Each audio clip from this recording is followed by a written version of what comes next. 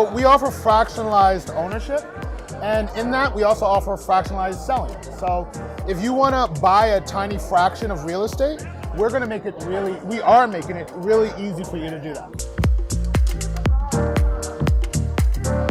Hi, I'm Caleb Gates from Alphagrowth here in San Francisco at Blockchain Connect. With me today is Will from Rise Housing. Will, how are you doing today? I'm doing great, and I'm really excited to talk more about the tokenization of real estate assets. Yeah, so tell me, what is Rise Housing? So Rise Housing is an impact-focused tokenizing platform for real assets like real estate.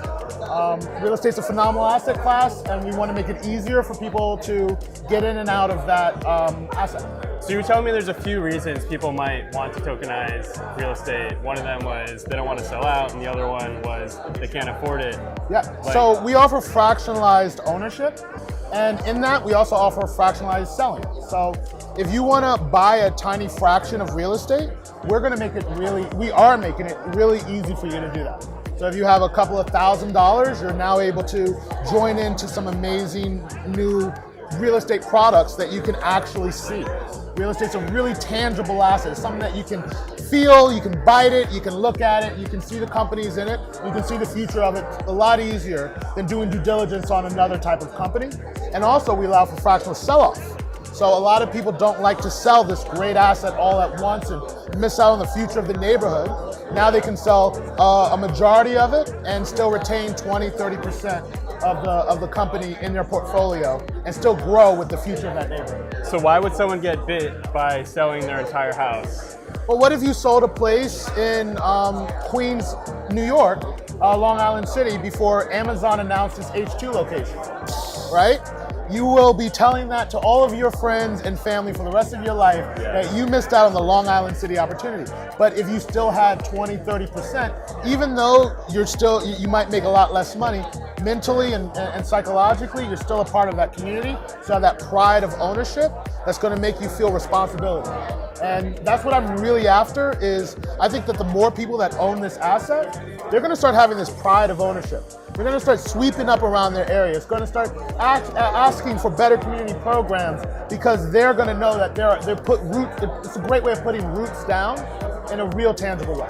Yeah, you're investing in the buildings in your community where you want to see stuff happen.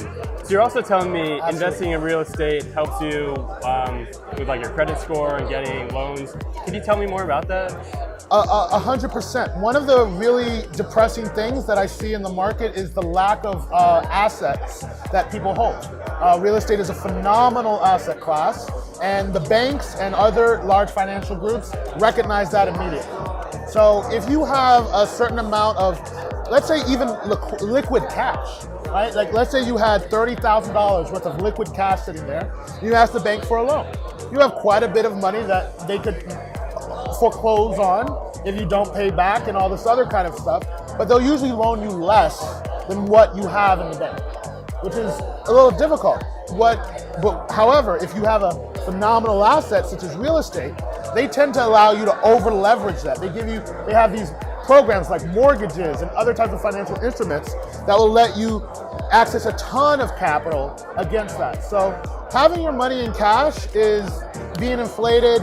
It's a liability sometimes, as opposed to having a phenomenal asset like real estate that will help you grow your financial independence, help you borrow against it, and then hopefully you'll be able to sponsor your own project now that you get a loan on, that you did a down payment on, and then you fractionally sell 30% of it to get some money for another project and another project. So you quickly see how, because you bought equity over time in all of these properties, now that you have access to credit, you get your first property, you tokenize part of that, you get more money from tokenizing it, liquidity from it, and then you buy 2 more, so 1 becomes 3, 3 becomes 5, 5 becomes 12, 12 becomes 20, and now you really have a real footprint in your city. The factor in this growth is you really have to improve each of these properties to sell it off. So you're helping improve your area and really bringing value to your community. 100%. It's a win-win-win-win-win because there's 5 people involved in the chain, and every one of them benefits from having this scalability, right? So a lot of people, when they talk about scalability, they're talking about upward scalability. How can I take this one model and then define it to a lot? I'm talking about scalability in the opposite way, whereas how do I take this multi-million-dollar asset and treat it as if it was $2,000 at a time? And that scalability and having that $2,000 treated the same as if it was $2 million, $20 million, $200 million asset, commercial properties, all of these things will be offered through the Rise platform, is just going to allow people to have a much better interaction with the economy and their own community. I keep going back to the pride of ownership. When you own a little piece of your neighborhood, you walk around, your head's a little higher, you engage more, and you're more happy about the improvements of that area, rather than you're feeling like they're trying to force you out, or the pressure of things that we call like gentrification, right? But when you have assets, you love that there's more money coming into the area, that the streets are getting safer, that the parks are being cleaned up, that there's more community and after-school programs and better schools, and all of these things, you're seeing that as a good thing now. And we want to shift people's perception. So where did your passion for this come from? What's your background?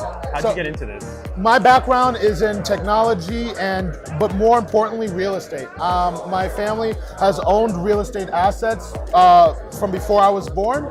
And that's the kind of thing that real estate gives, is these generational perks. And I saw the value of owning your neighborhood, of owning in where you live, your primary residence, owning other residences that other people rent from in that same area. It made, like my mother would go out and she would sweep the streets.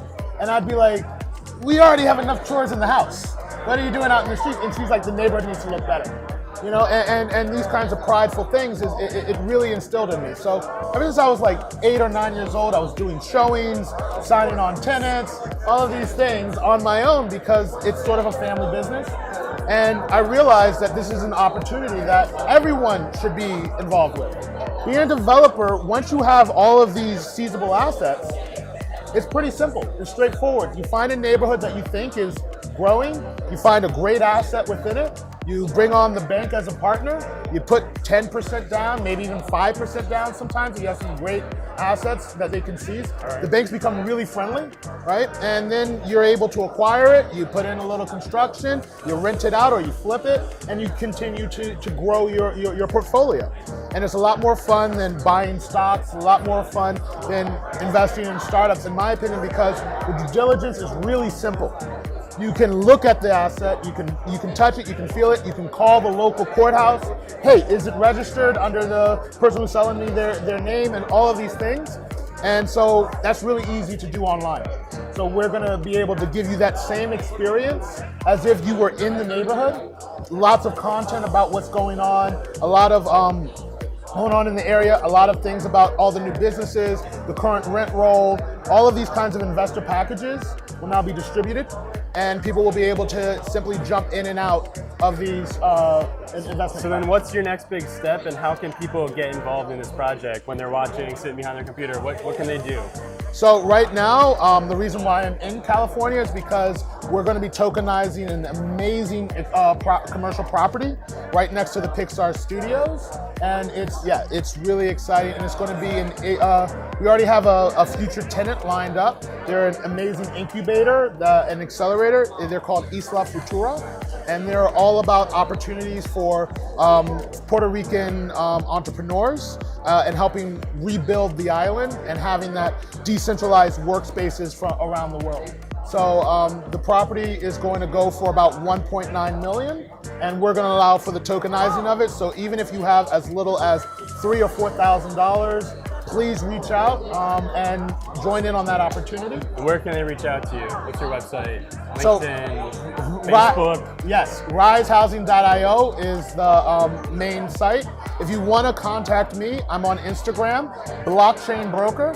If you want to contact me, I'm on Telegram, Blockchain Broker. I'm also on LinkedIn as William Bear. Please reach out. I respond to most people that reach out and contact me, so I'm very responsive. Awesome. Well, thanks for being here today, Will, and I look forward to hearing more about your project. Thank you for the exposure. I really appreciate it. Welcome.